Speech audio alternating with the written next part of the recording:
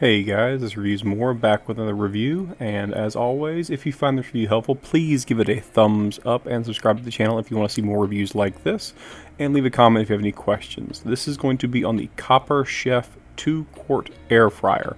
So it's a very small air fryer, kind of designed for maybe like an apartment or a place with a very small kitchen that can't afford the loss of space. That's accompanied by a larger air fryer. These things have been like all the rage for about, I'm going to say last 3, maybe 4 years. 3 sounds closer though. And they've also come down in price pretty markedly. This one, I will say, if you just want to just listen to this one part, it works perfectly well.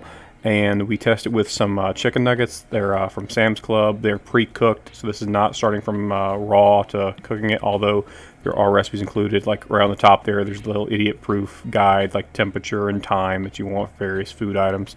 And for us, it's mainly going to be probably used for French fries for the little guy who just loves fried potatoes. So that's where we're probably going to mainly use it. I'm not concerned about its ability to fry French fries because I've seen so many videos of how these things work, and they're all basically the same kind of function. They basically force hot air to flow through, and my parents actually have used this to make like jerky and other cool stuff.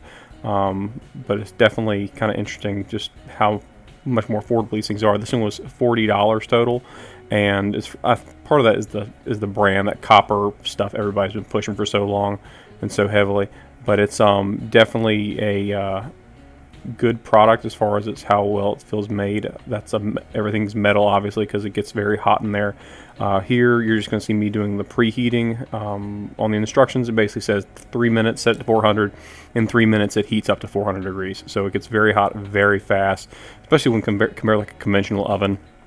And it uses all these copper and non-stick portions. It's just non-stick. That's all it really is. It's not, the copper is just more or less a gimmick, as most of these things are. There's also like blue and black versions of these things, but don't panic or worry too much about that. It's mainly just a gimmick. And this, I honestly think this, as far as the copper stuff, which can be a little gaudy, looks pretty good. So you see right there, I got the chicken nuggets. They're actually really good chicken nuggets. I'm not reviewing those, obviously, but like Sam's basically has copied or tried to copy the Chick-fil-A recipe on chicken nuggets, and they're delicious. So we're going to test these out. First, we're going to follow the directions explicitly, and my wife and I both like more crispy chicken nuggets, so we're hoping to get some fried chicken nuggets with a bit more crunch to them. So that requires a 15-minute cook time at 400 degrees and a shake in between. The instructions all tell you what you got to do.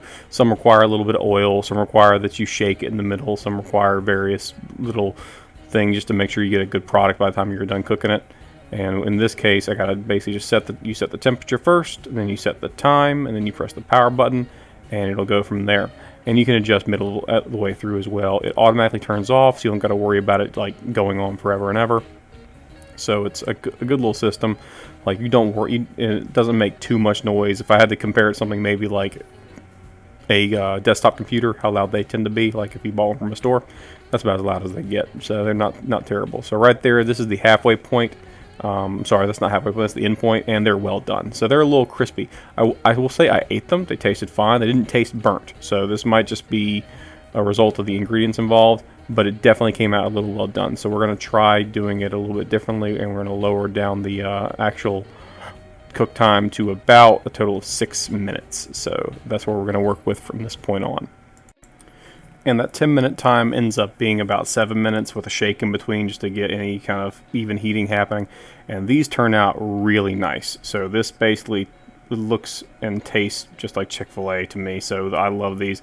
And it came out nice, came out piping hot, didn't feel like it was underdone. They came out crispy, and that's the big thing, because most of these fried items, like if you don't deep fry them, you got to kind of resort to just throwing them into the oven or the microwave, God forbid, and the oven uses up way more power to get a similar result. And this is kind of cool because it gives you the chance to make a small portion inside of 6 minutes. So you think about how many microwave meals take 5 minutes to cook. Well, this is about the same length of time, and you get like an actual fried meal without as much oil. Still got the breading, so carbs, yuck, yuck, yuck.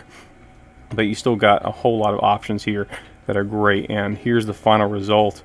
And if you look right here, you just see the steam coming off of it. It's cooked all the way through.